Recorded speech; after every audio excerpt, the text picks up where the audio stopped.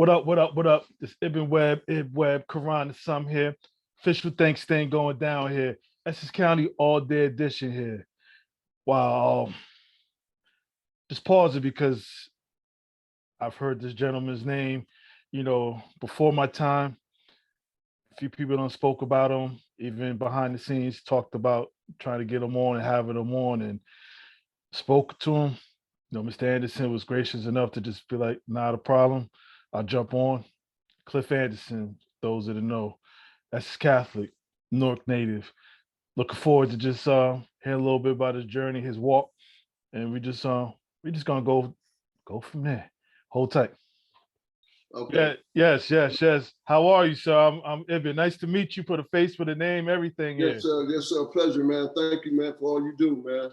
Nah, I appreciate it. I see you got your trusty assistant nearby, just in case. Absolutely, my daughters, man. Yeah. It's payback time for them. You know what I'm saying? Yeah. No, I understand. I got a little girl, so I understand. I got 3 big girls now, man. So God bless you, brother. Nah, thank you. Thank you for doing this. Like I said, when I started this, so what have you, your name has been tossed around and everything. So to get opportunity to just sit here, like I said, I'm honored. Thank you, man. I can't believe it's been tossed around, but I received that. Thank you, man. Thank you. Yes. Just and like when we talked beforehand, like I said, just a little walk, a little journey, take a trip down, memory lane a little bit, bring it to the current here as far as your life or anything else in between there. So that's all. Okay. Now, we good. With all that being said here, life of Cliff Anderson, where did it start at? Where you originally from or raised, everything? How did it go down?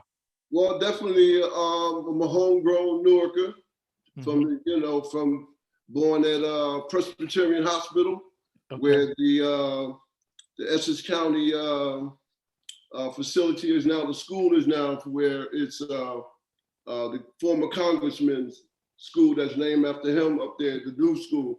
Okay. So that used to be Presbyterian Hospital. That's where I was born, 1957. And my mother at that time was living on Bleecker Street, coming through Baxter Terrace. And I think sometime shortly after 57, we moved to Stella Wright Projects. They were brand new, so I've been told. And it was like really one up. It was like they were nice, beautiful places, I was told. And so I'm a Stella Wright guy all the way through, man. Okay. Stella Wright, yeah, man. Finally, when we moved, I was extremely upset with my mother, because everything was there for us, for me, all my friends, and just a great place for me to grow up in down in Stella Wright, man. And but that's where everything originated from, for sure. You were the only child, or you had siblings? No, ironically, I had 3 daughters. I had 3 sisters. I'm the only guy. I have no brothers. I'm the oldest. Okay. So basically, my dad and my mom, it didn't work out. So I was kind of put on, that taking on a lot of responsibility. I was the oldest at a young age, Okay. And but my mom's was a thoroughbred. God bless her. Yeah. We lost her back in January 15th of this year. Oh, my condolences. She definitely was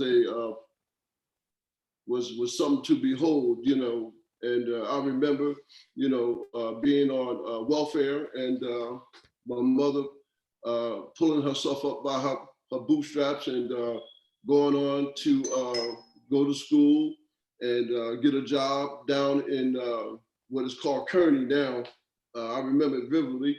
And make a long story short, eventually going all the way up to getting her real estate license and becoming a property manager, which this is what she retired from, being a property manager in the local area, pretty much, Washington Dodge. Did I hear you say you lived in Washington Dodge? Yeah, Orange, yeah. Yes. Off Thomas Boulevard? Right off Thomas Boulevard. My mother was a property manager there for maybe 20-something years. Wow, small world. Dolores Sanderson. Yeah, yeah. That name sounds familiar. Yeah, I should be up there all the time, when I got older, just going to see how she's doing and whatever. But that complex my mother used to manage for years. That name sounds familiar. Like I said, Yeah. I've been there since 75, and my mother is still in the complex. My sister is still there, Lee Alexander. She still lives there right now. So Okay. I'm up there frequently, Okay. still in that complex. Yep. Mhm.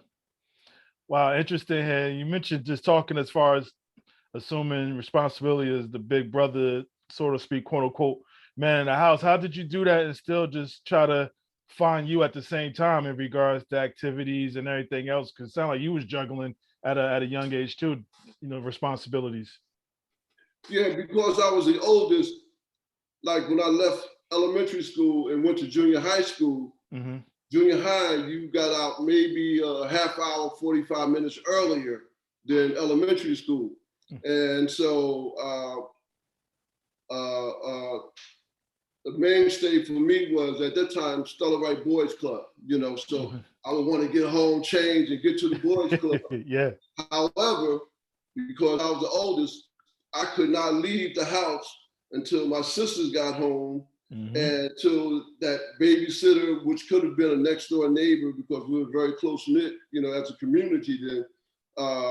But I couldn't do nothing until my sisters got home. I had the only key to let them in, those type of things at a minimum, before I can get out there to Stella Wright or Queen of Angels or whatever activity, I was being involved in because it was baseball, basketball, and football. We did every day, baseball, basketball, football, and it was great. So that kind of responsibility was put on me at that time that I had to be the caretaker and basically the overseer until someone came in that my mother had gotten to basically kind of till she got home from work. You know what I'm saying? Yes. And then boom, I was off to the boys club.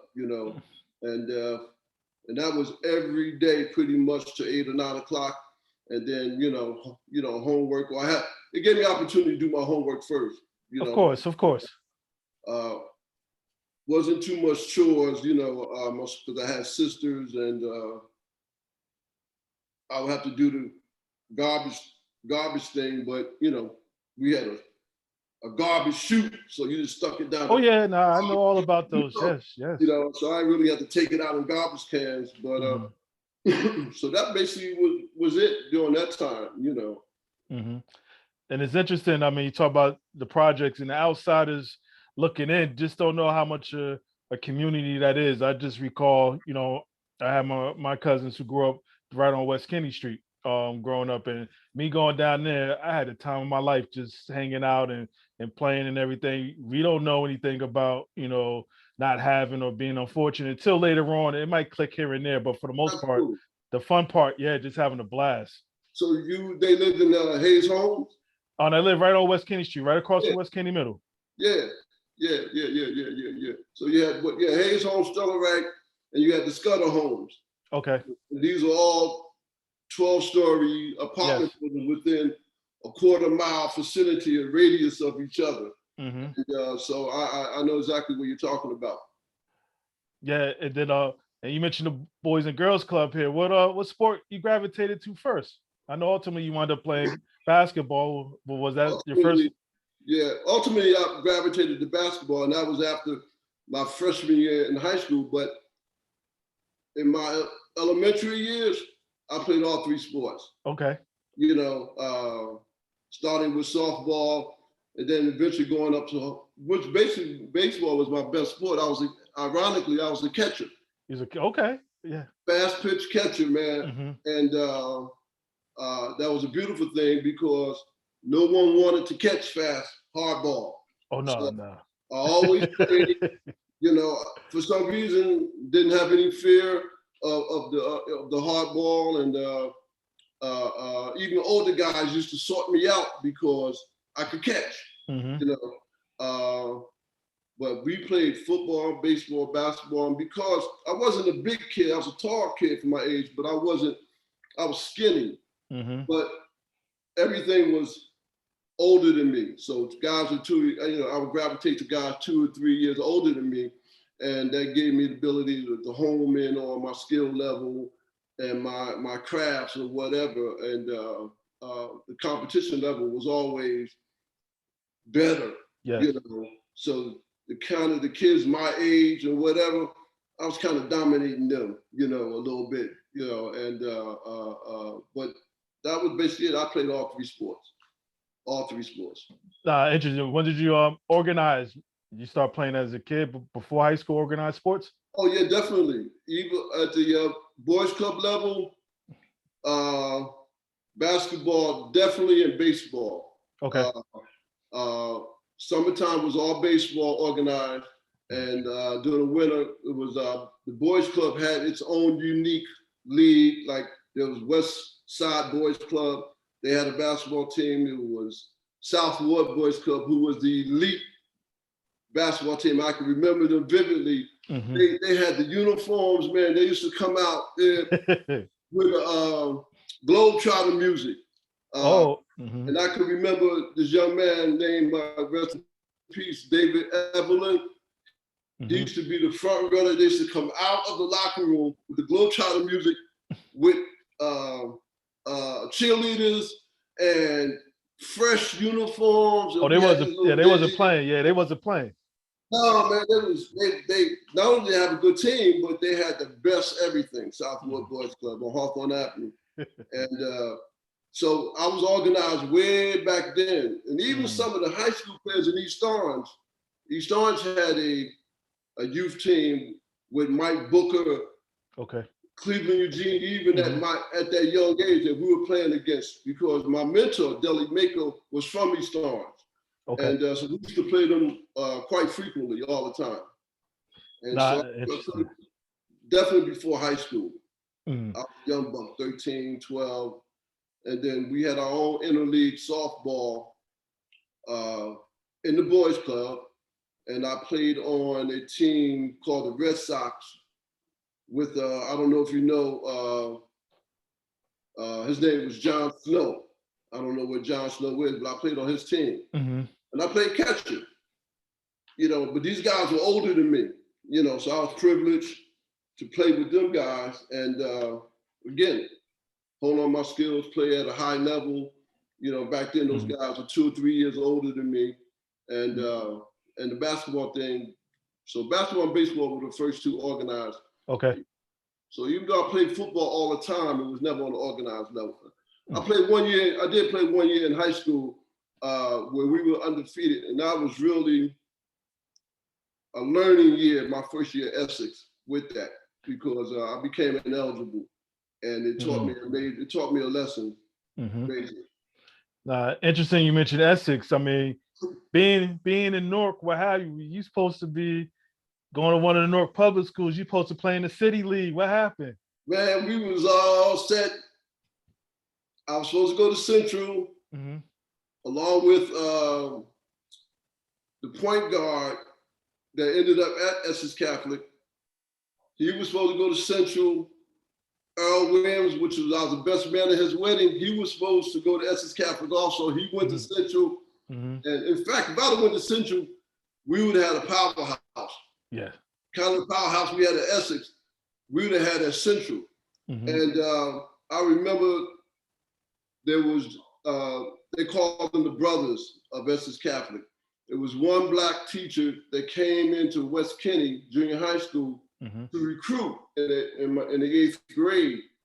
And a letter got sent home how you were a minority, African-American, you were being afforded the opportunity to go to basically Essex Catholic, receive a Catholic education, and basically Essex Catholic, St. Benedict, academically wise, was one of the top schools in Newark, you know. And my mother, she bid on that right away. Yeah. For me, it was challenging because the first thing that came to mind was what? It was all boys. Oh yeah. Oh my goodness. So we had this inner pack, you know, me, Earl, Keith Bowman, and a couple other guys that were all from the projects and surrounding community. We were gonna go to Essex, you know. I ended up the only one going to Essex. Really? Yeah. Ended up the only one. And then that following year, Keith Bowman came. It was crazy. But my mother was like, "No, man, it's gonna be about education. I want you to get a good education. You'll fit right in. You'll get over, you know, that you'll be one of the few minorities." Because my freshman year was only 5 minorities there. In the whole school? Freshman class. Oh, class. Okay. Freshman class, yeah. Essex was huge then, brother. 7 floors, elevators, and things of that nature. It was huge, man. I can remember catching the 13, the 27, or whatever. We dominated the whole New Jersey Transit bus route going to school. It was crazy. And but my mother, she basically like, "Nah, you know, I want you to try. If you don't like it, then we'll reconsider the next year. You know, my sophomore year. If you want to go, whatever, you know, we'll consider it." I loved it. Yeah. I loved it, man. It was a little academically challenging for me my freshman year. Okay. And it hit home again. That freshman year football, we were undefeated, and we were going to play Seton Hall for a championship game. And I was ineligible, man. That for that one game, that final game. Oh, yeah, that's tough. Yeah, that's tough. We lost that game, or we lost that game, or tied that game. Okay. And I was a major reason because I played left end. I was gonna ask what position you played. Yeah, I played in, and but I was a major, you know, benefactor in the offense. You know, so being kind of distraught, watching my team not accomplish all of our goals, and I was a major, you know, part of that because my academic, it really hit me. And that next year, you know, I was like, I'm gonna hit the books. I'm really gonna hit the books, you know. And it turned out to be one of the pivotal points in my growing up in terms of taking school very, very, very seriously. And I ended up doing that, and the rest is pretty much academic. It's history. I was able to get the support that I needed. It was an outstanding school. You know, they didn't give me anything. I had to go work. I had to go, you know, get tutors and things of that nature. But it was cool. It was good after that. Everything was downhill. So interesting. So obviously, that freshman you recall you was ineligible, so you couldn't play basketball at all. So I'm assuming, correct? Played basketball. I was just ineligible for that half of the year. Okay. Just that half of the year. I did what I needed to do to bring my eligibility up for the next semester, which is basketball season. And we ended up going undefeated on the basketball team too.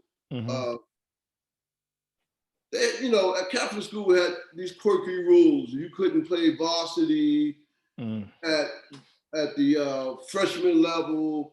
So far as I'm concerned, I was good enough to play varsity ball. However, rules kind of dictated what you could do athletically.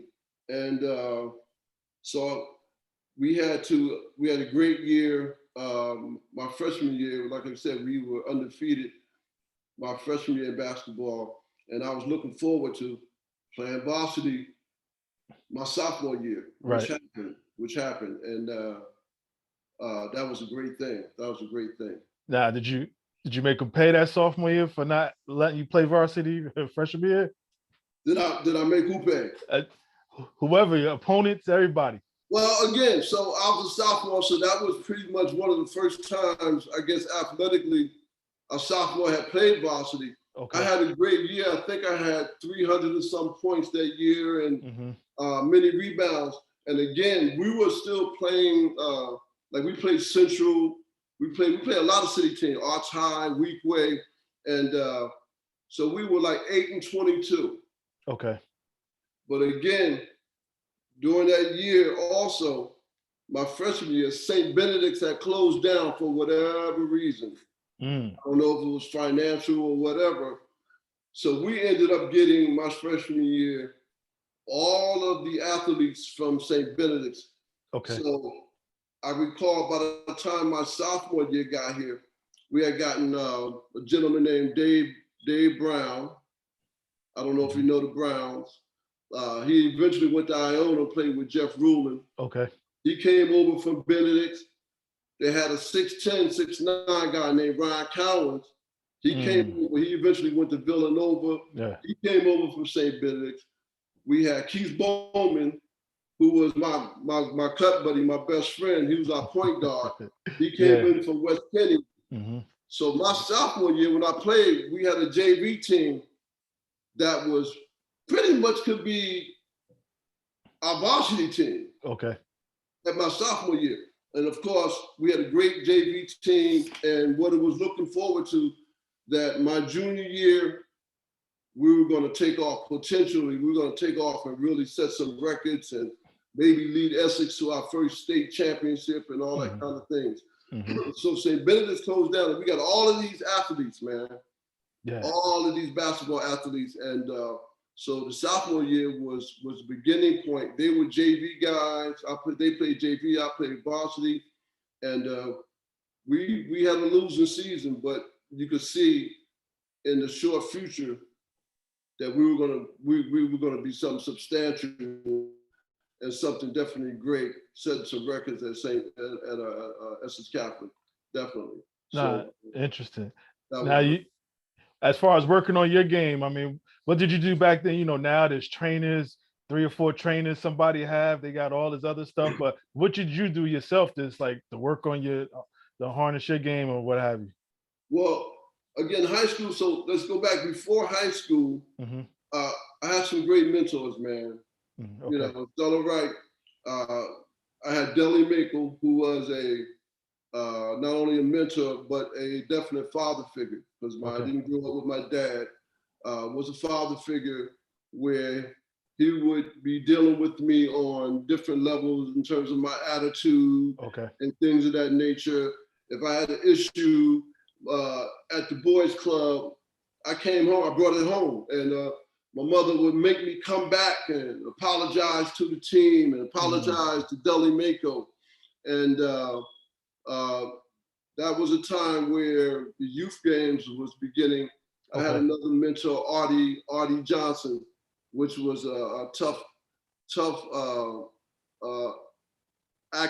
athletic discipline for me. You know, he really talked about, you know, having your body in shape and really getting your body in peak condition and really creating a discipline. So from them two right there, I play ball all the time. Okay. I mean, I play ball all the time. I mean, anytime, like I said, the gym was open, anytime I could play with a team on a higher level. So I really picked up a lot of disciplines from them guys, those two particular guys, Artie Johnson and Deli Mako, and playing with guys older than me, which basically just made me have a get tough attitude, you know, which definitely helped me later on. Because I consider myself later on a no-nonsense player. Okay. You know what I'm saying? I just wanted to win. I just wanted to win. That's and right. I would do what if I had to check my teammates, you know, be leadership there, that was something that I did. But that was something that was instilled in me, you know, to be an example, to be a demonstrator of conduct and things of that nature. My mother was definitely involved in the community. So she was, the Boys Club had what they call a mother's club.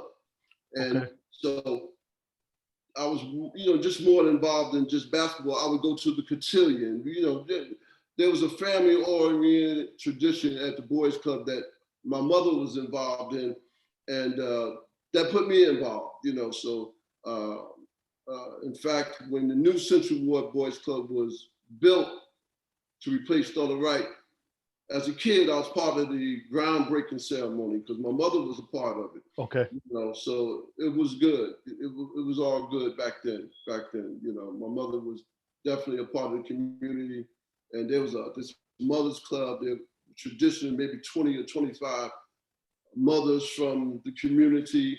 Not only Stella Wright, but we had like High Park Garden in the back and Douglas Park, which is a mini projects in the back of Stella Wright. Mm-hmm. Yeah, parents from there. So it was all good, really. And that word community, I mean, it gets taken for granted, I think, nowadays. Just how important that was. We talking, you're like, this is 50 years ago, and you still find memories of that, your mother's club and everything. It's so important. I mean, that's what that foundation that gets laid for us, and that stays with us for the rest of our life. But it sounds like that foundation was laid, whether it's your mentors, the Boys and Girls Club, just the sense of community and how important that is. Absolutely, absolutely. That to have people that cared and by one giving you that time, Yes. committing that time to you, and basically willing to take the initial involvement with, like, here, I want you to stay a little bit after the club closed. I want to speak to you. Mm-hmm. And I'm going to speak to your mother. That's right. That's right. I'm going to speak to your mother, how you conducted yourself today. I went through that, and the conversation got home even before I got home. And the next day I was coming back down, to apologize, and not to do that no more, because they were supporting me while my mother was telling me, she's out doing what she had to do to make a living for us. And she definitely, like I said, she was definitely a pillar, no doubt about it. Nah, no doubt about it. And as you just saying that, I just think like the internet didn't have nothing on anything as far as getting in trouble. That'll get back by the time we get home here. Oh, please. Yeah. Please. And like I said, because she was at the boys club just as much as I was. Yes. Handling whatever community activities that the mothers club was bringing about for the community and for the boys that were there, the men that was there, and it was just great, man. I still got pictures. I mean, we got a suitcase full of pictures of back during those days. We were going to cotillions, where young men was taking their mothers to certain events or whatever, and I had to get dressed up and stuff. It was a big event, man. I went through all of that. Yeah. Nah, that's good stuff here. Yeah. And you talk about even with the hoops here, folks from Benedict's and everybody was coming. So that junior year, if you recall, I know sophomore campaign, figuring it out. So did you figure out come that junior year? Junior year was boom. We took off, man. Yeah. Junior JV team with Keith Bowman, Dave Brown. We had my brother, European brother, Dave Halaki. I mean, his last name was Halaki. He was the other off guard. Okay. Dave Brown, which we call Chief, and then Ron Cowens, he was our big man.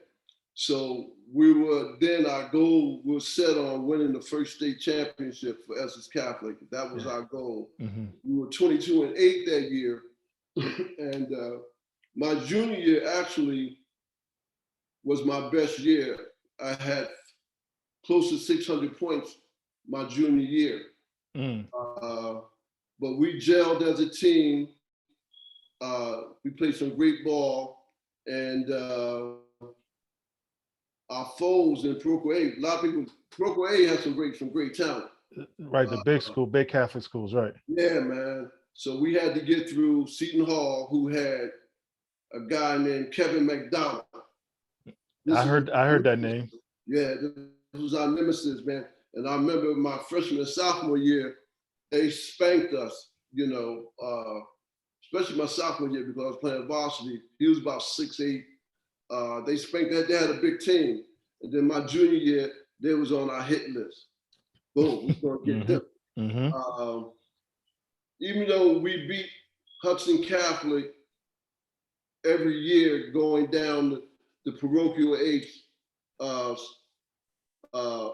pipeline, they had some great players. They had Jim Spinarco and Michael Corum. I was about to say, yeah, he played for the Nets, right? Yeah, man, they had some great dudes, man. but we were very fortunate enough, you know, they didn't have the other components like I did to complete their team. And so we were able to beat them our junior, senior year, like in the semifinals of the state finals, you know. So, but that junior year, we took off. That was my personal best year. And we just got to the point where our goal was Essex County tournament, which back in those days was really kind of bigger than, you wanted to win that more than you wanted to win the states, man. Oh yeah, yeah. Because that was more localized, you know. And my sophomore year, again, we made it to the semifinals and played East Orange. So they became our nemesis, man. And they had a great team. You know, my junior, they had Kenny Young, I think, maybe Reggie Baker.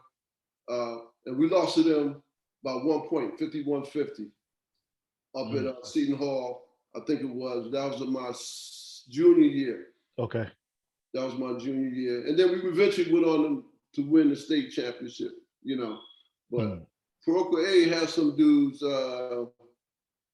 I remember Christian Brothers Academy had this guy, Bob Roma. I don't know if you ever heard of him. No. 6'8". Oh man, this dude was tough, man. Oh yeah. my God. So Kevin McDonald, Bob Roma, again, we played the local team, but I really don't remember them as much until we got to my senior year. Okay. Can I ask about that junior real quick? Did Yeah. you start, I mean, you said that's obviously your best numbers wise. Did you start seeing a few boxing ones here and there? No. Okay. No. We saw a lot of zones. Okay. We did see a lot of zones. And ultimately, the kind of offense that we had, it really was like an overload. Okay. And so I was in the corner. So ultimately, I had the ability to either shoot the ball, get it inside to Dave or Ron, or get it back out to the top of the key. My junior year, it kind of felt like I was shooting the ball, look from the corner a lot, and maybe not involving the big men inside as much. I don't know, because like I said, it was my best scoring year. But we weren't a one-on-one where people were focusing on us one-on-one. Okay. We were just big, man. We were big.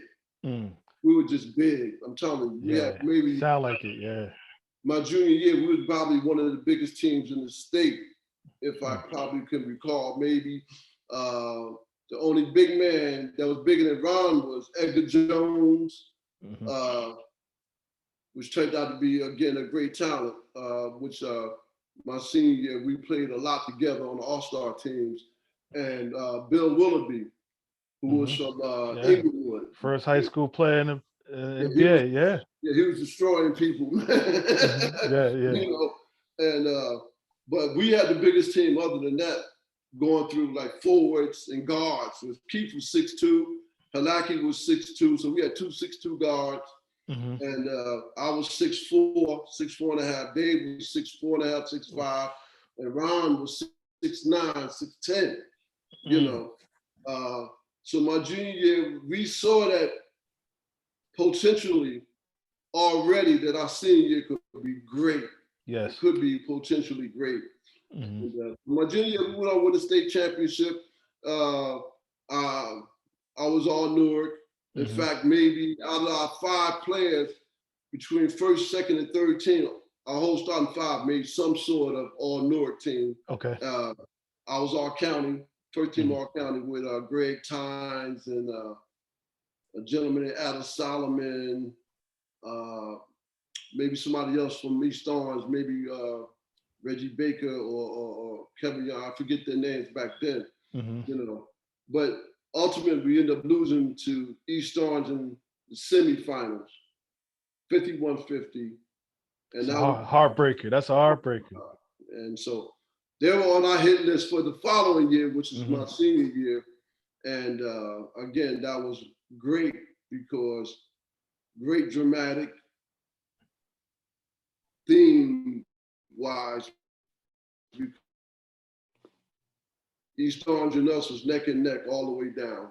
Okay. We were undefeated that whole entire senior year. and heading for a showdown pretty much in the Essex County tournament again after they beat Barringer. They beat Edgar Jones and Barringer.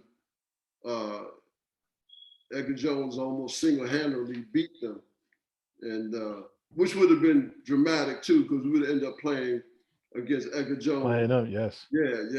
With that, they had a decent team also, but again, my junior year was a great year for me personally, and we won our first state championship in Essex history, so that was great, and we were just moving right along, and we were 22-8 that year. And ended that season realizing that if we worked hard or whatever on our individual games, we would be all right. Going into our next year, we could have basically a great year, great year. Beyond the average year, just a great year. Yeah. We realized we could possibly go undefeated. Yeah.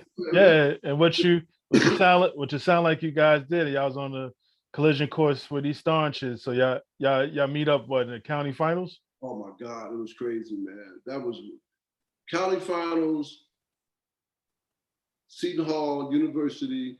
Yeah, Walsh Gym, right? Walsh Gym. Even when we took the ball out, people were like 2 feet. It was. I don't even see how they had that game. I didn't see how the fire marshals didn't come in and close that game down. Nah, they wasn't shutting that down. Yeah, they were much smarter. They got ran up out of there. But again, to East Orange credit, they had a great team. Mike Booker, they had Hot Rod Huntley, shooter. They had brother Tyrone Miles at point guard. Cleveland Eugene was a similar type player like me, like basically a banger, tough guy. And they had a decent center. And they had a great coach, Bob Lester. Yes. And they beat us that game, 90-85. I'll never forget that. That might have been the first game where I cried like a baby after the game. But they were a great team. And I think they went on and lost a thriller in the state championship after after Essex County tournament. They won the tournament, then they lost to either Lakewood or Camden or somebody at one point. So, but if we would have beat them, we would have been #1 in the state, undefeated, just crazy. I had already reached my 1,000 points. Against Hudson Catholic, against Spinarco and them, I scored my 1,000 points. So. Okay. Oh, yeah. Yeah. So it was, in that year, it was basically, I scored less points because it was more creating a team concept and basically building us together as a nucleus, saying that we was a strong unit, 5 deep, and I just saw the game in a more unselfish way, and ironically, that prepared me for college. Yeah, it did prepare me for college because when I went to college, there was already 4 ball hawks already there. Yes. So when I went to St. Peter's, and I didn't want to go away from home. I wanted to play. Yes. And it turned out to be a good deal for me. Did you have any other choices you narrowed it down to, or was it? But I already made a decision I didn't want to go away from home. Okay. So I had like Iona, Manhattan, LaSalle, a lot of local teams, Detroit, things of that nature with Dick Vitale and things of that nature. But when I went to scout and look at and do a visit at St. Peter's, the first thing was academically. I wanted to be a business major. Okay. That was their theme, business. So they met my needs academically. And going there, the thought was that I played here right away. And It was Division One. Like they just came off a great year this year at St. Peter's. Right. So they were playing at a high level, Division One. My freshman year, coming out of my senior year, I already knew that what their schedule was going to be. Mm-hmm. So my freshman year at Peters, we played University of San Francisco, which had Bill Cartwright. Yeah. We played Utah Utes my freshman year. We were going out there. We ended up playing in the Rainbow Classic in Hawaii. Mm-hmm. We were playing UConn, Villanova, Georgetown, all my freshman year. So we were meeting the competition level. I knew I was going to be playing at a high level. Yes. It was just a matter of whether I could fit into the landscape of St. Peter's. And St. Peter's, we had two great guards, Kenny Slappy from Passaic and Steve Richards from Powell Memorial. We had this guy, Bob Fazio, and Adam Solomon from Passaic. And Adam Solomon basically was an all-state guy from the year, my junior year, he was all-state. I remember seeing him there. So it was a no-brainer for me. I saw myself playing at St. Peter's starting eventually. Mm-hmm. And eventually that's what happened. You know, my freshman year, towards the first quarter of the season, I was put in the starting lineup, and it was cool. Holy Cross. We had some great talent. We played some great talent, and that was, you know, I didn't want to go away. I had to do so much traveling my senior year. You know, just playing high school ball, playing in all-star games and things of that nature. Mm-hmm. That didn't impress me, you know. Plus, University of Detroit, Wilbur Ross was already at the University of Detroit. My man, Earl Williams, who went to Central, he ended up going to University of Utah. Wow. Okay. He ended up going out there, man. To this day, I didn't understand that decision, him going out. I was the best man at his wedding. And so that's my boy. But he ended up getting married his freshman year in college. Oh. Yeah, man. And going back out with his wife out there. So St. Peter's was an easy pick. It met my needs academically. That's what I was going to ask you, because it's interesting. You said you already knew you wanted to do business. What was your interest at being 17, 18 years old about business? I mean, a lot of people ain't thinking like that. Well, again, ultimately, like I said, my mother, she was a manager in her own right. So the concept came from really her, you know, navigating through, and ultimately she eventually ended up taking on property management. So we lived up in a place called Tri-City up on 19th Street and 19th Avenue in Newark. And we lived in a complex that was freshly newly built. And my mother worked for that organization for a long time before she went on to the Aspirations group. So the whole business concept came out of her, you know, property manager, things of that nature. And it was something that interested me because I used to hear her dialogue about her job and what she was in control of, what she was managing. And it was a people person job. And, you know, she was in control of her own destiny in terms of being a decision maker. So that's where it really came from. It was something that I got from my mother, you know. Now, them St. Pete years, you didn't run across no ineligibility. You learned your lesson. You was good to go. Absolutely. Absolutely. I definitely took care of my books, and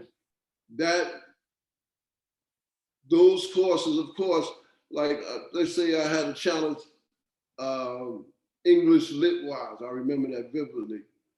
Those courses that I knew that I could handle, I knocked those out.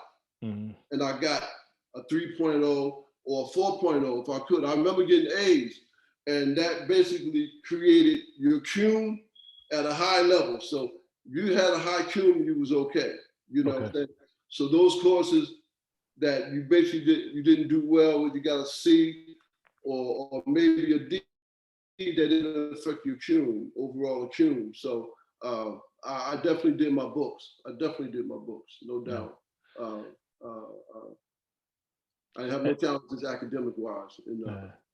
Did that structure that structure in college, did it help you just even later on in life? From I don't know how early you had to go to practice and go to school and practice and school and maybe some fun in between, but did all that? But again, and so I mean, from that perspective, that created a discipline because I had some fun. But again, I knew from the beginning that I had to take care of the things I needed to take care of. Yes. Because during that time, St. Peter's didn't have a campus per se where we had dormitories. Okay. So I had my own apartment. Oh. Literally, Okay. you know, I roomed up with a guy who ended up being our star my senior year, Jimmy Brandon. He came out of Walla Walla Junior College in Seattle. And he transferred to St. Peter's, and he got an apartment, and he was looking for a roommate, but this is an apartment. So this is something we had to pay rent on, we had to pay gas and electric on, you know, things that, so that was another discipline, you know, taking care of a household. The college wouldn't take care of us like a dormitory thing, you know, no, man. We had to get our own food from our stipend, you know, own furniture, own refrigerator, and things of that nature. So I was definitely prepared, you know, for that discipline, even creating it for myself now at this stage, you know, taking care of myself. We was doing more than the average college student, you know, at that point, because campus wasn't taking, the dormitory thing wasn't there available. Now I understand that they got dorms and things, you know, they brought up to half the city and created dormitories and stuff. But that back during that time for me in the 70s, every ball player had their own apartment or grouped together in their own apartment, sharing apartments and stuff like that. Yeah. How last time you been down there? It's been a while, man. Yeah. It's been a while. Didn't really hear about much excitement until again they had the great year that they got. Then I started hearing calls from people I haven't talked to in 20 years, man. Oh yeah, I'm sure. Even to take a ride down there when they played, after they got past Murray State, a bus was leaving from St. Peter's to go down there. Not the Kentucky game, the third game that they played in Philly. Went down in Philly, okay. Yeah, I started hearing from people I haven't heard from in 20 years, man. It was like crazy. It was like St. Peter's madness, man. It was all over. Yeah. Started hearing from people texting wise, calling me. Where did my number from? Oh, that I want to go down to the game, and you know, I do some transportation on the side, so I had some commitments, so I couldn't go. Okay. But it was great, man. It was great because I never personally made it to the NCAA. We came close 2 years. And again, those 2 years we met up with Iona. They had this dude, Jeff Rulin. They had a solid team. Yeah. Play for the Bullets, yeah. Yeah, man. He was, they had a solid team, and we lost in the conference championships 2 years in a row against Iona. So we always went to the NIT, you know. And my senior year, we had a great run in the NIT. We made it to the quarterfinals, and we lost to UNLV. They had Sidney Green. I'll never Sidney Green, yeah. It was tough. Oh my God. These big boys. And if we would have beat them, we would have played Ralph Sampson in the 70s. But again, that's the reason why I went to St. Peter's. We were a little school population-wise, but we was a big time schedule, man. They always played top universities. I mean, the competition level was definitely high level. Did you have any pro aspirations? Well, I knew I wasn't gonna make the pros. Okay. Know. Again, so my theme was like coming out of college. Coming out of high school, I knew I wasn't gonna be a scorer. Okay. So I began to create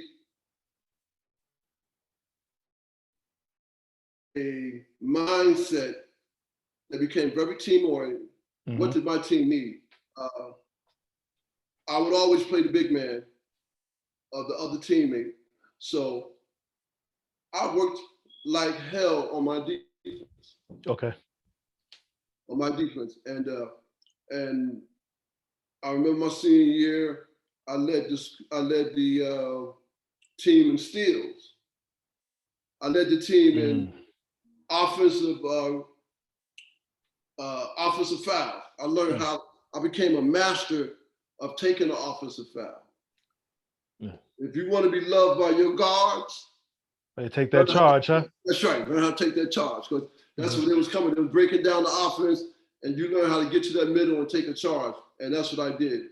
So I became a rebounder, a defensive specialist, even from like after college. You know, I played a little semi-pro, you know, in Jersey City or whatever. But I can recall local teams or like this city summer league. Okay. Being wanted to, because I was a team player. You know, they just wasn't adding a ball hawk to their team. It was adding a person that was going to make their team complete. You know, you needed a rebounder. You needed a doggone person that was going to play defense. And that was going to be basically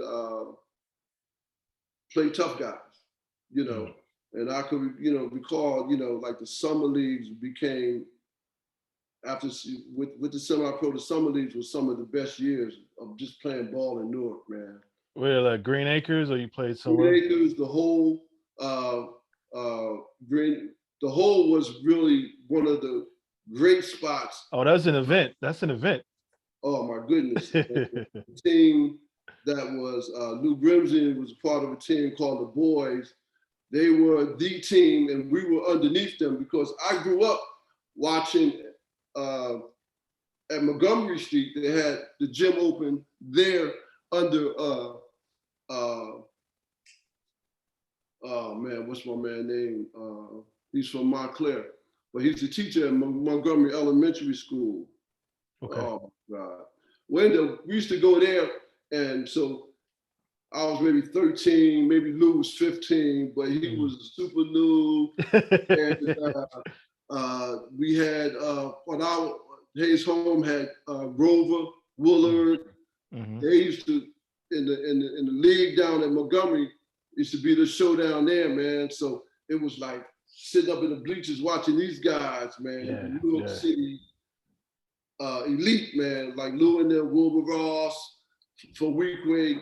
I ended up, you know, watching those guys, and then that was some great. And then summertime, it was the whole. And I belonged to this team called Bad Company. Okay. We ended up taking over and basically beating Lou and them eventually. After they had one of like 2 or 3 years in a row, we finally beat them. But during that time, Kabubi, I don't know if you heard of Kabubi, well, he had a team over from Weequay, and some of the toughest guys was from that side. Nate Granger, oh my God, man.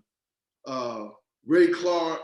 Ray Clark, yeah. I talked to Ray. Older than me, but they kind of, I saw the tough game, you know, the tough big man game in them, even though, but so in the whole, we had some great games in that. You know, we had a team, me, Gary Taylor, who went to West Side, Marvin Cook, Poobie Chapman, things of that nature. And eventually we were under Lou and them, and eventually we ended up beating them. Eventually. You eventually got to them. Eventually, okay. Yeah, we eventually ended up beating them, and we were under them, and they used to talk smack. We was never going to beat them. And, but yeah, man, he was, back then, I was able to watch them in Grover, Stanley Williams, I can't recall some of the names, but right there right there in Montgomery, right there in Montgomery. Some great games as a kid watching them. Watching these guys, John Snow. But And some of these turned out to be some of the great times for me as a young man. Yeah. After graduating college, I didn't want to go to Europe. You didn't? Okay, you didn't. Yeah. Nah. Seemed like you were a homebody. You were just like kind of. Yeah. You know, I came out of school. I got a job right away in Jersey City. You know, went from there to another job and ended up going into really establishing my career. I worked at Prudential for many years. Okay. Prudential to IBM. So, you know, I had a career path in mind from a career, you know, and basically ended up retiring from New York Board of Education a couple of years ago. But yeah, I didn't have a desire to go overseas and things of that nature. Not that I had a family. You know, I ain't had my first daughter until I was 37, 38. Oh, see, like me, I wait till I was I wait till I was 39, almost 40 to have. Yeah. I ain't get married till I was that 37. You Same know? thing here. Yeah, same thing. Yeah. So I was, you know, basically a single man, social worker for a while. Okay. So it was cool, you know. But like, again, I played a little semi-pro ball up and down the coast. I played with a team, Gerald Govan. Govan played in the ABA out of Jersey City with Andy Kemp, Brett Wyatt. Trying to think who else they had. They had somebody else there. You know, they was paying a couple of dollars a week. Yes. You know, playing in that league, and that was cool. That was good for me, man. It was a high level. So I got the chance to experience a pro game, you know, and that's one of the things I respect about pro ball players. I tell people all the time, until you play the pro game, yes, don't you negatively talk about any pro player. You know, Orange had a pro league. Yeah. With teams from New York, Mark Jackson. All those guys, Strickland and all them come down. Yeah. Rod Strickland. All the dudes used to come down to Orange, and they had a pro league where Harry James was refereeing. We was going to West Fork. I was part of a team, New Jersey Trailblazers, with Gary Taylor, Marvin Cook, Duncan Hines from Montclair. Yes. And we used to win West 4th Street a couple of times. I was a part of them. And then, but I did get a chance to win on a national level. We had a pro amateur team coming out of when we played. The pro game was down in Y, and we ended up winning the eastern part of that, and ended up, I think, going to Chicago to play on a national level, to play teams all around the country, and we won that. We won the pro and national champs, where we got a big check from that, but it was great. That was my national level. Yeah. Best, you know, beating the best team, best players from around the country. We had one of the best teams in the country then. Again, Wilbur Coles. We had a great team. Kobe Chapman was our point guard. Randy Franks. These are all local guys. These guys all from down the Stony Right area in that vicinity. So I got a chance to play with them. Edgar Jones. Just some great players, man. Just some great players. Nah. That just hearing these names, I've heard about. Anybody ever try to just nudge you as far as like to get into coaching or anything to stay around the game? You know, that's a great question. I don't know why I didn't go into coaching. I know for one reason, Essex didn't sustain itself. So much after college, Essex had moved from Broadway, where it was a huge school, and had went to a smaller school, maybe parochial C, to East Orange. Right, Glenwood, right. Yeah, Glenwood, yeah.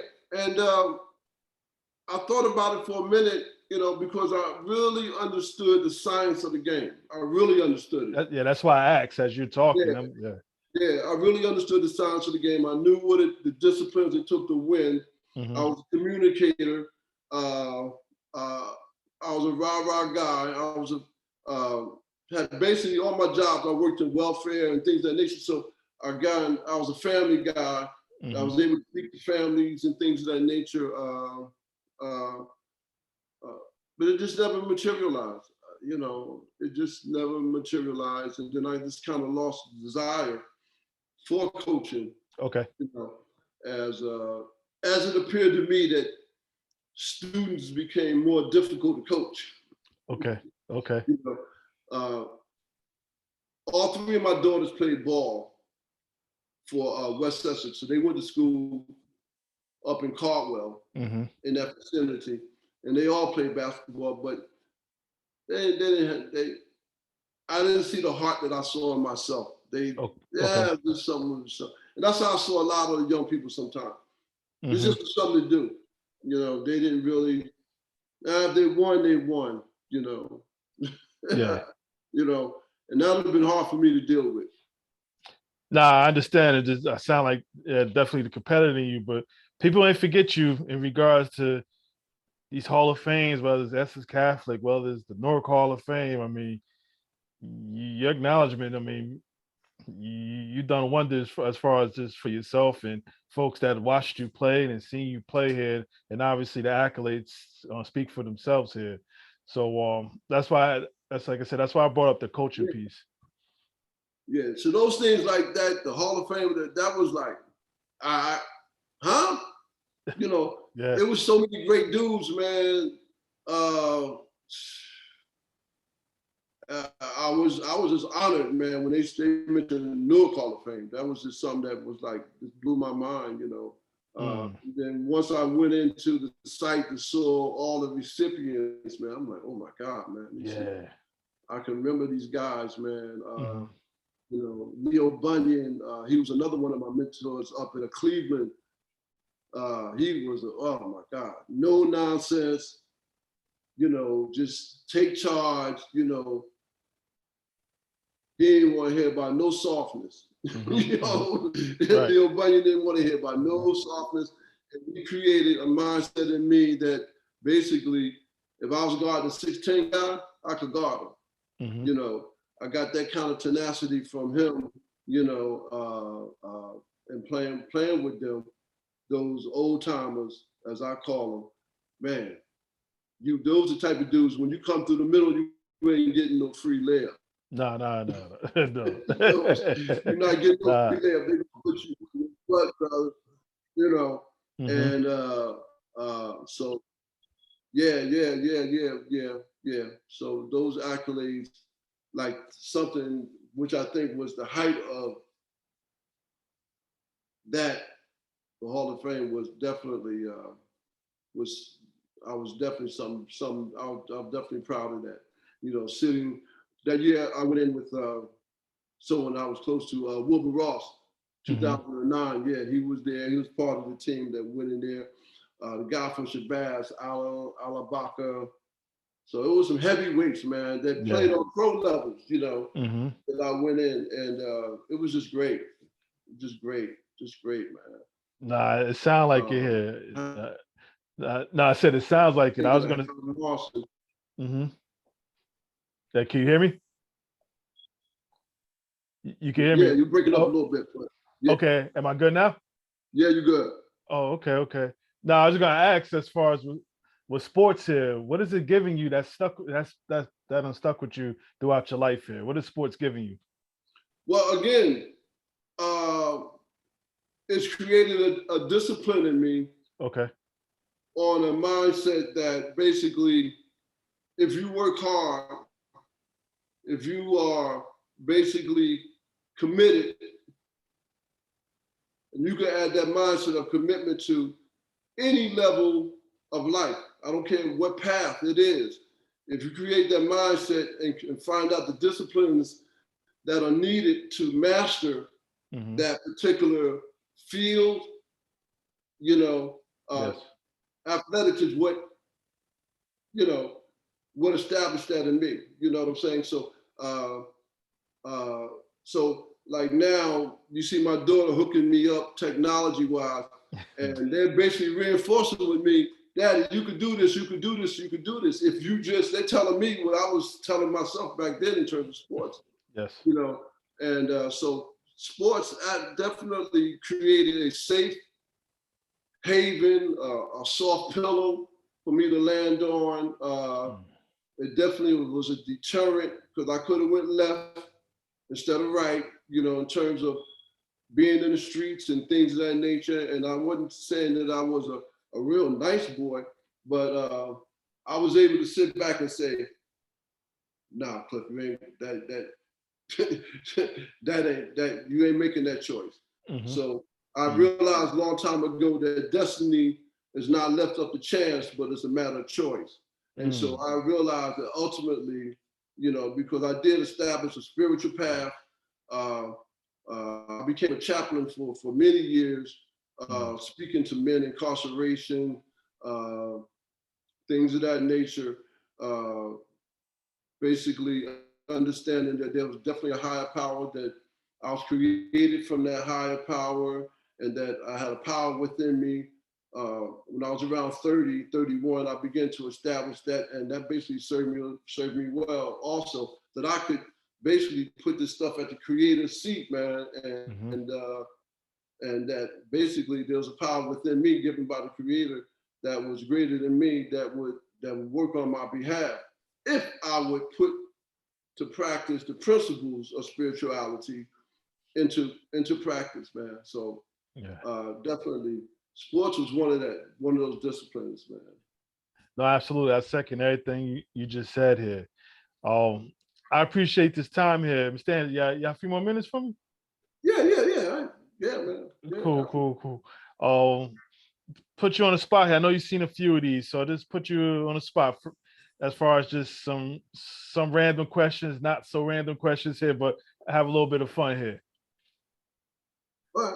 Cool. I'll do my best. Not a problem. So when driving, you prefer the Parkway or the Turnpike? Oh, definitely the Parkway. The Parkway. Yeah, and then the reason is, like my man, I know Keith's probably listening to this, but my point guard ended up going to Monmouth. Okay. So I should go down to Monmouth University all the time, and boom, we used to jump on the Parkway to go to there.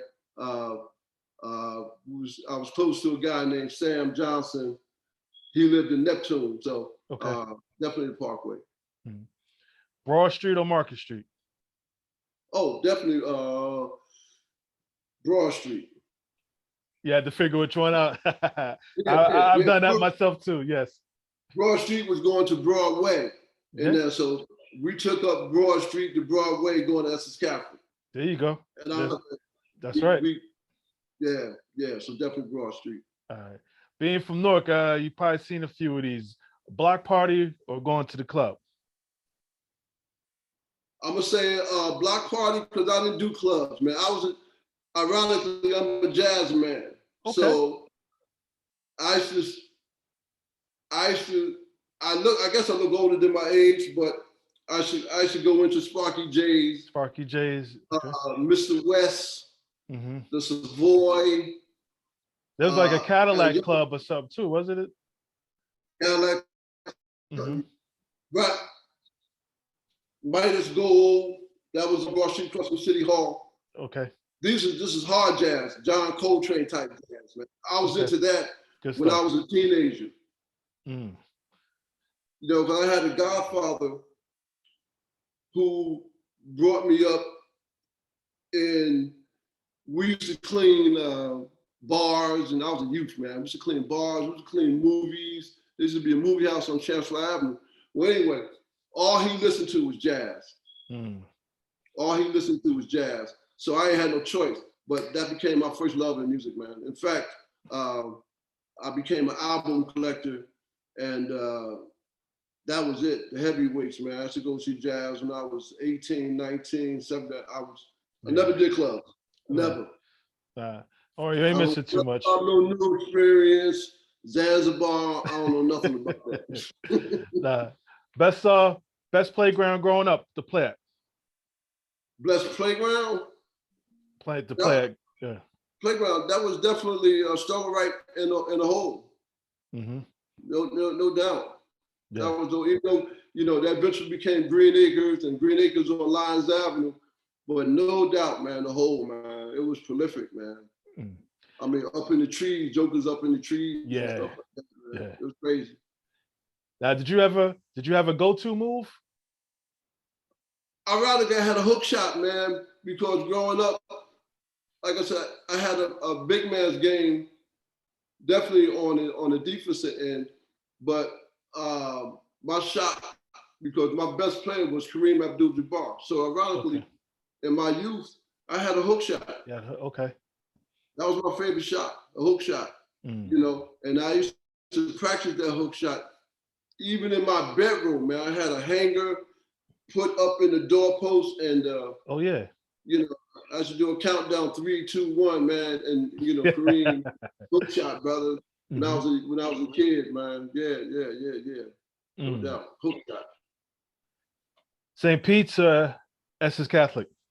Oh, no doubt, Essex County was the greatest experience. Even though St. Peter's, again, so you getting into adulthood. So my best personal expressions was definitely St. Peter's. I mean, new platforms, new levels of life, new experiences, things of that nature on another level. Definitely on another level. I thought I turned this off. See, these Essex Catholic calling me down, man. Oh, they heard you. They heard you talking. You Yeah. were queen, man. They want a donation. Yeah, he probably,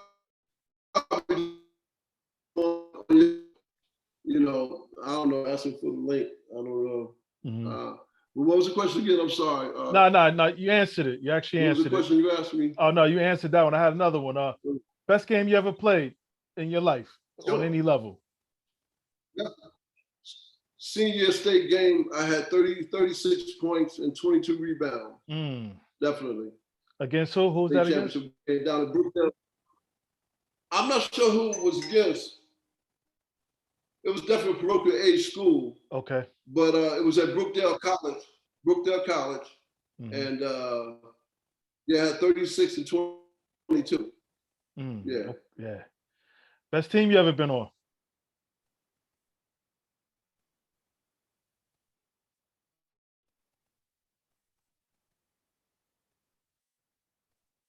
Now you're talking about on any level, regardless, no matter what. Best team you ever been on?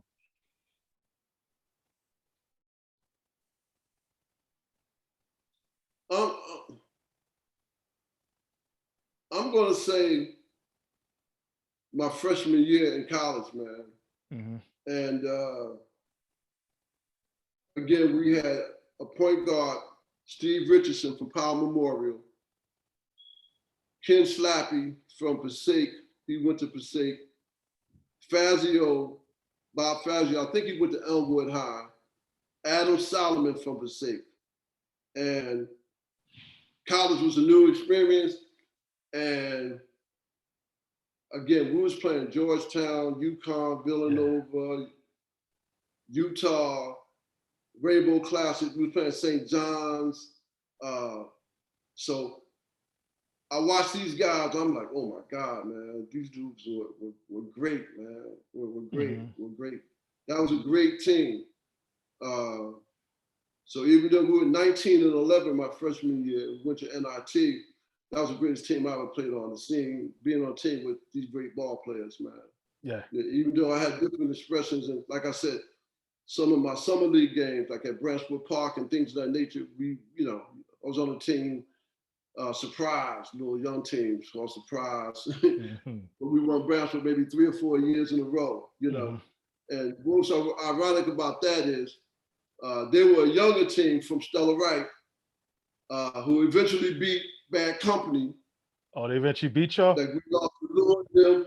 They kind of beat us. We were like ahead of them when I was playing for Bad Company. And they ended up beating us. And then I ended up joining that team. Because again, people wanted me to play with them because, again, I was an unselfish ball player. I was a winner.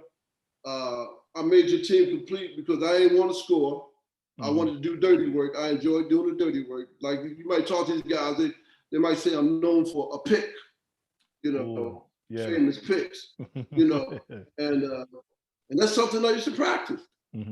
How to get in position, navigate the guard, and just be still. Yes. And let that guard run the person off of there. So, but I would say my college freshman year, that was the greatest team I played for. These guys was great. Man. Yeah. You mentioned the hole. So if he was during your era, if you was playing the game, one game in the hole, who you bringing with you? Who's your from your era? Who you bringing with you? Who playing with you? It would be anybody from your team, or just anybody from that era, whoever. Oh, from the era. From your era. Oh, from the era. So that means other than my teammates. That's up to you. If you want to put them in there.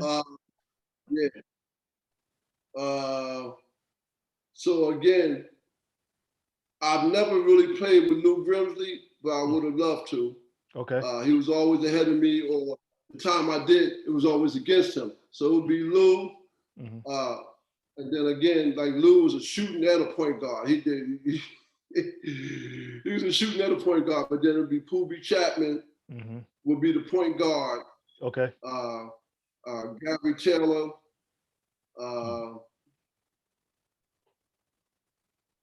Wilbur Coles. Then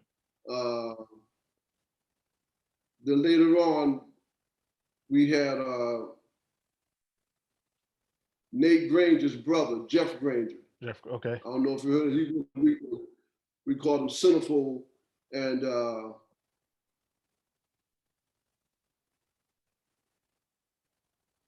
that would be if that was 5, that would be it. You know, those are Newarkers that definitely was my best Newark team. And then, like I said, I played with there was a group down in Perth Amboy under Wendy McGriff. He was the coach in the summer league. But I played with Blake Taylor, Chad Kinch, Duncan McGriff. But these guys would come to me.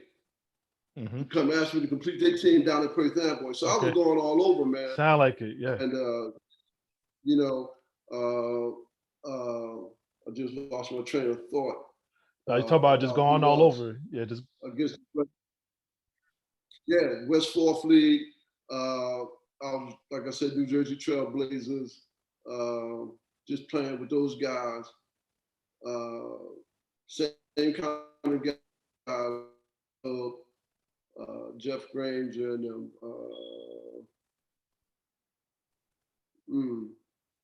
I don't know. I kind of lost track.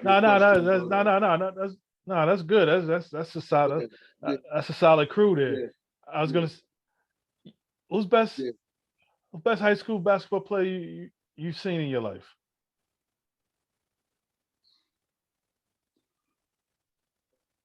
High school player. So big man, I have to say, was definitely Edgar Jones, man. Edgar Jones. Okay. You know, in high school. Okay. Yeah, He was, man. He was not only a presence, but he was quick. He was quick for his size. You know what I'm saying? He was light on his feet. Mike Booker from East Orange, man. Okay. Dude was not only the scorer, he was like 6'2", so he could rebound too, man. He was a great player. I remember him vividly. There was a guy named that I played with a little bit from West Orange called Hal Morrison. Okay. He played with West Orange. He was all county my senior year too.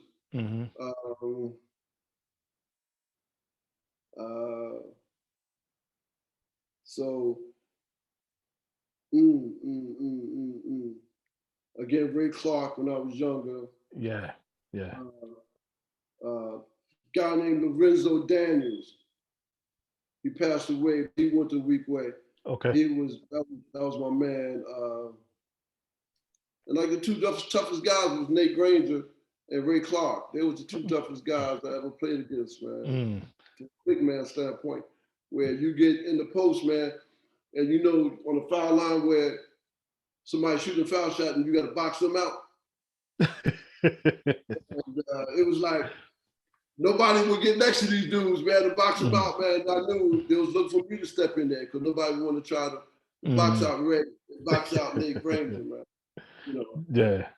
And then, like I said, the summer leagues, like I ended up playing with Rod for a little bit, 1 or 2 games, but Mark Jackson, the left-hand boy that played with the Knicks, he rest in peace. Anthony Mason.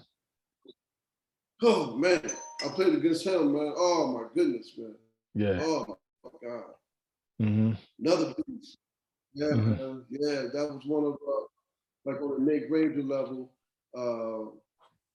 Another big boy from Georgia, George Johnson, played for St. John.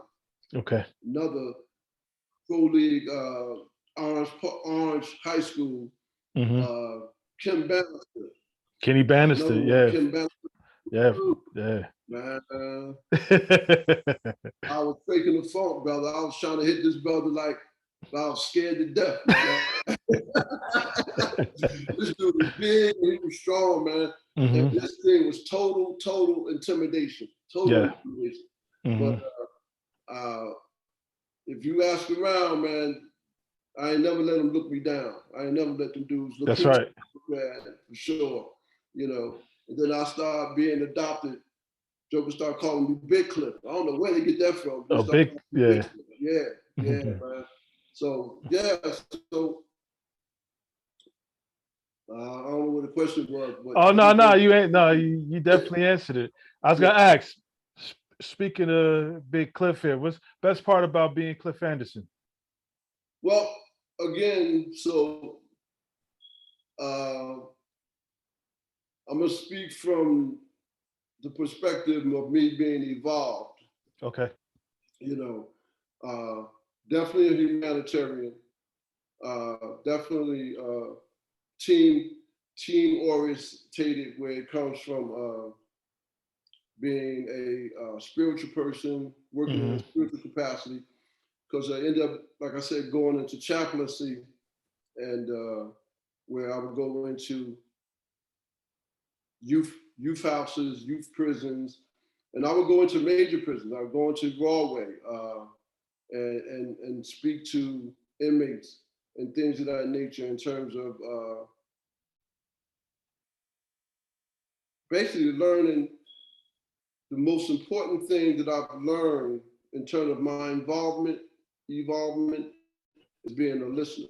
And once you see that really all people want to do is really want you to listen, you kind of master one level of discipline. So there's different levels of disciplines.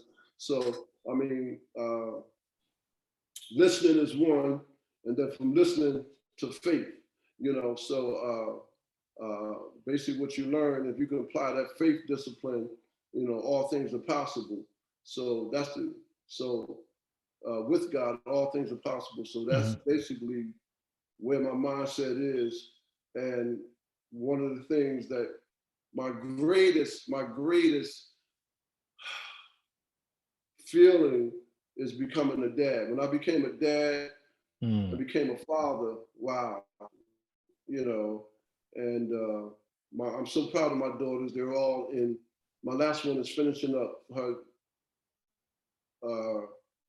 She started her junior year at Rutgers, New Brunswick. Okay. My other daughter is she's finishing up her master's now. My oldest daughter. Good stuff. She's a manager at Wawa, and the one that just finished, you know, doing the tech part. She works for a law firm, but she's going to go to law school. So that's great. That test. So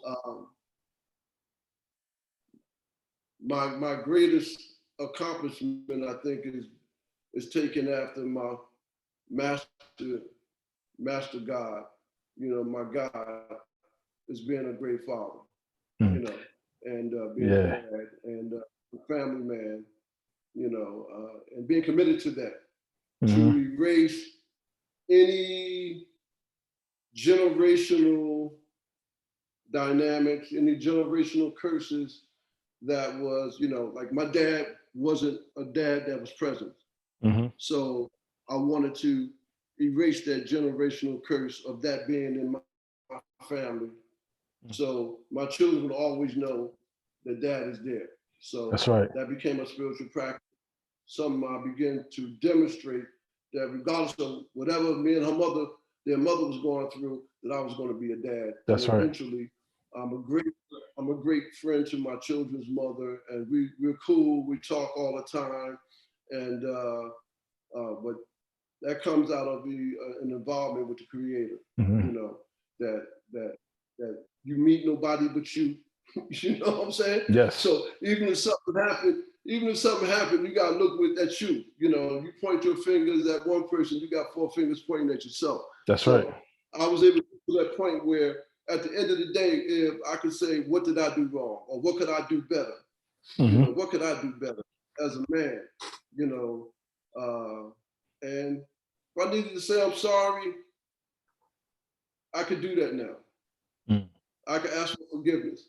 Mm-hmm. Not only with the Creator, but with that person, and say, yeah, I had a chance to think and go within, and I could have done things differently instead of saying it was your fault. Right. You know, I could have done things different, and by doing things different, I could change the outcome. Mm-hmm. I could have been part of changing the outcome that basically everybody wants. Everybody wants a particular outcome that's favorable, but you could be the master of that outcome by doing something, taking on a role, or taking a perspective that is not easy to take, you know. And but that comes by practicing the discipline, you know. Yeah. So Most definitely. Yeah. So I was able to get to a point where, you know, where I could talk a person into wanting to speak to, let's say, their victim, someone they hurt, and get to the point where now the victim and the victimizer can speak to themselves. If I can get the victim to give the victimizer a chance to say they're sorry. That's part of mediation and mediating situations, and to your point, to where 2 people get in the same room and get to that point. Yes, absolutely. Yeah. Absolutely. Yeah. Can I ask a selfish question? This is a selfish Yeah. one. You mentioned Yeah, 3 sure. girls here. You got any tips for me on raising a daughter? Yeah, well, I would say just be,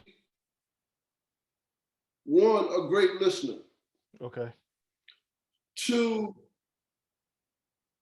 we have a tendency, like there's a scripture that comes to me and it says, bring up a child in the way that they should go. And I used to think about it, you know, because we want to enforce or we want to inflect our own perspectives based upon our own experiences on our children.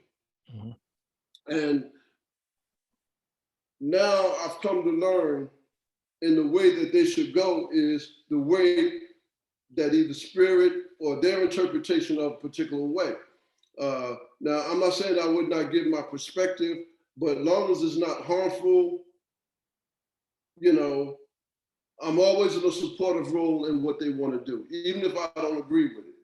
As long as it's not anti-whatever that's going to bring any harm. So yes. My first duty, and I tell them, is to do no harm. To do no harm. That's your first duty to man. You know, if what you're doing is bringing harm to someone else, then I can't support it. I can't support it. You know what I'm saying? So being a great listener and allowing yourself to be a support in the way that they see themselves growing. Yes. You know what I'm saying? And that could be in any capacity. They may come up to you and say, Dad, I want to do X, Y, and Z. And from a generational or from an experiential perspective, your construct could be solely something different, man. It was like, definitely, this was something that was negative. This is something that wasn't cool. You know, it could be from a perspective that you was indoctrinated with. And these millennials got a whole whole different name, a whole different perspective on it. And you got to take a deep breath and like, okay, I'm going to support you, as long as it's not doing no harm. And that's Yeah. key, Nah, especially the girls, when it comes to guys, you're going, you're eventually going to deal with that. yes, yes. And I have a talk with, my youngest daughter. She's not as affiliated with a boyfriend, but my other two. And basically, I talk to both of them. I'm like, yo, man, just don't do no harm to each other. If it's done, it's done. Learn to walk away and separate and be friends or whatever. And never get to that point where you do the EGO, you edge God out. The ego is taking over. To now, you feel like you harm and your ego is telling you to respond in a particular way. No, never do that, man. Never do that. Well said. I definitely appreciate that. Now, a book on your life, what would you call it? Well, I guess the first thing that came to my mind, The Life and Times of Cliff Anderson. Okay.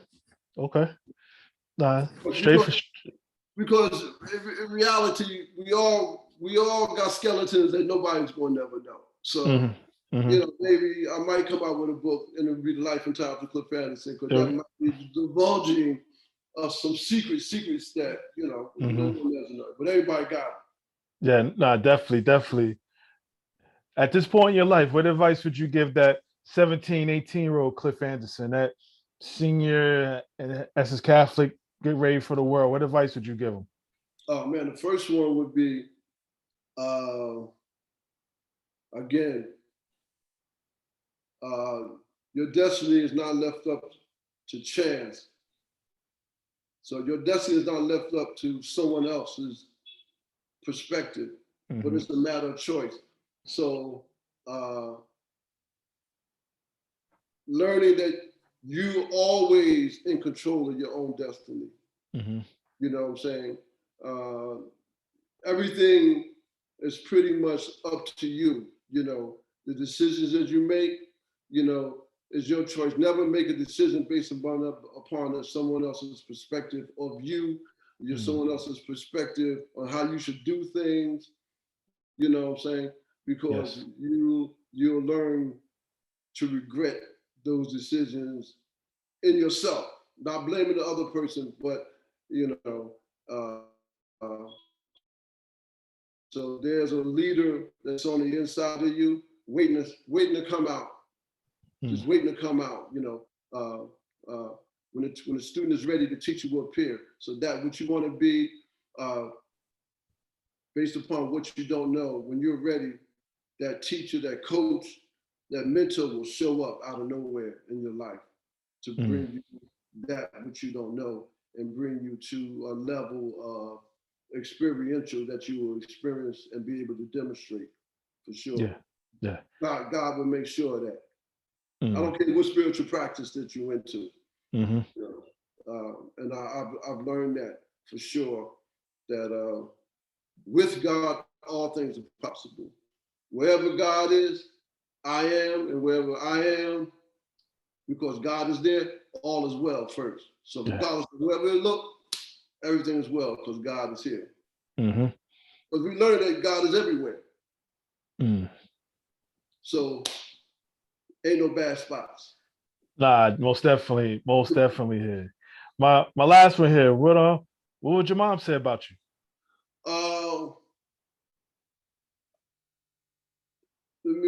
So I don't know what birthday it was. It wasn't in a good time in my life. And it was on a birthday. My mother would always give me a card and she would put some money in it. Whatever. This is somewhere in the 80s. I do know that. And in the card, it said,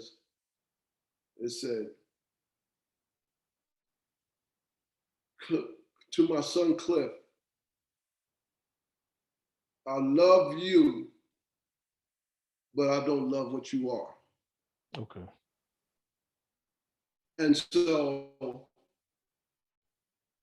that thing hit me so hard because, I had been down maybe some paths that I shouldn't have been down or whatever.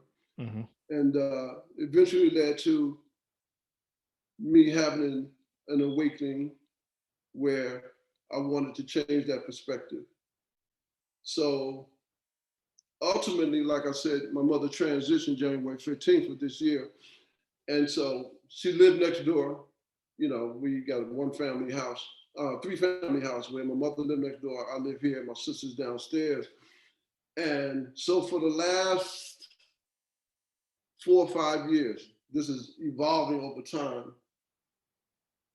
My mother and I used to sit and have long conversations about God, Mm-hmm. from her perspective, from my perspective. And we begin to have long conversations about just different subjects. So um, my mother began to see me from a different perspective uh, after I retired. And basically, I was around a lot. So I became basically the one that took her shopping, took her to the doctors, and things of that nature. And so my mother would be very proud of me, as she indicated in many of the birthday cards after that. After that, you yeah. know, you know what I'm saying? Mm-hmm. Mm-hmm. And what she would say, based upon that card she gave me some 40 years ago, she was definitely proud of me. Definitely proud of me. I had, did some ministry for a while where, I was doing a lot of speaking, some preaching, some speaking, and she was definitely proud of me. No doubt about that. No doubt about that. Well, speak of being proud, I'm proud of this moment because you know, outside of the athletics and everything, you was willing to share a little bit of your world here. And like I said, I'm just proud and just taking back, by these opportunities, and particularly just speaking with you. I couldn't ask for, a better time right now just to have this conversation with you and just to hear a little bit about you. Like I said, I've heard the name since I've started doing this and even before, but I was like, hey, if it's meant, we'll get together here. So, Mr. Absolutely. Anderson, I Yeah. appreciate all of this. Thank you so much for this honor. And I want to thank you, man, for all that you're doing. And I guarantee you, this is bringing a lot of joy into the lives of individuals that you are speaking with. And without a shadow of a doubt, it's rekindling and bringing about while a perspective in their lives where you're asking them to regurgitate some aspects of their life that's going to benefit other people, but it's bringing joy in their own personal life, like it's doing mine. Man. It's been good to hear that someone wanted to reflect on my past. I'm like, what brother Edmund, what do you want? What did I contribute that I'm supposed to sit down with me for an hour, man, and hear my thoughts, man. Mm-hmm. And then when I spoke to Raheem, and then I spoke to Abraham, it was like, because Abraham was another one. He was a great dude, man. He was a great demonstrator of what you want your child to grow up to be in terms of in the community. He had a great name. He still has a great name. That's right. And Raheem, he was one of those. He was one of my little brothers. Mm-hmm. You know what I'm saying? So, so God bless, brother. I appreciate you, brother. Thank you for this opportunity, man. Nah, thank you. And small world, and I'll check in on you if you allow me to. Oh yeah, please do, okay. Man, please do. Yeah, and grace and peace to you, brother, and all the much love and success, man, and for the platform that you contribute, and maybe on a bigger level, this will lead to some greater things for you too, man. In whatever ways you may desire, man, and I'll be doing much praying with you, man. Yes. That God be able to envision you with greater purpose, perspective, man. No, thank you. Okay, my brother? Thank you. You be well. All right. Grace and peace unto you. Definitely. All right. Bye-bye. All right. Take care. The joys of doing this. Prime example. Mr. Anderson, appreciate just the jewels you dropped, just the conversation, this little bit of time I had with you here, but it meant a whole lot. So thank you for the opportunity for this here. With that said, I'm just gonna step away. I put my hand over my heart. That means I feel you. Yeah.